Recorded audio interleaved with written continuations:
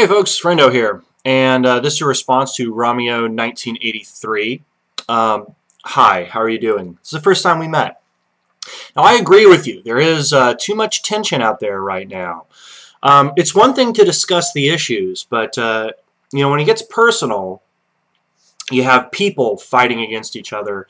It really doesn't do any good for the communities to kind of line up on either side of the personal conflict. I think it's a lot more productive when the tension levels get high like they are for us as individuals within our respective communities to differentiate ourselves, to show that as people, as individuals, we don't have to get drawn into this kind of conflict. So I really dig your question, and I'd like to answer you here. So what is a Muslim country that I would want to live in, that I would want to move to as an atheist? And for me, the answer is Jordan. It's, by Arab standards, a highly progressive country. It's a place where I would feel comfortable. There's a lot of history there. There's actually a lot of diversity in the people. It has modern cities and pretty nice standard of living. So I've kind of been fascinated with Jordan for a while. I'm sure I will visit someday, but if I could just pick up and move right now, I'd go live in Jordan. So that's one. All right, now two is if I could pick a Muslim country, move there, and just take power, make changes. What would the country be and what would the changes be? Now this one's kind of touchy for me because I'm an individualist.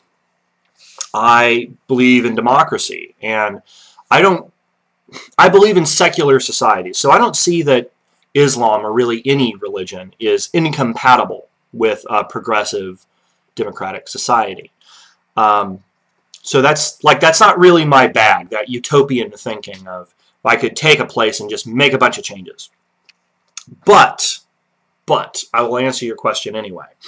I would go to Saudi Arabia because I think the people of Saudi Arabia are quite well educated and quite well versed in the world around them, and I think that they are starved for information. They are starved for real engagement with the outside world, including other Muslim nations.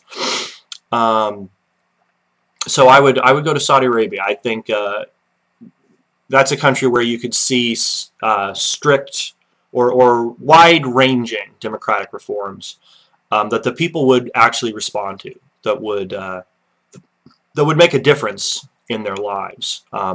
I would let women drive.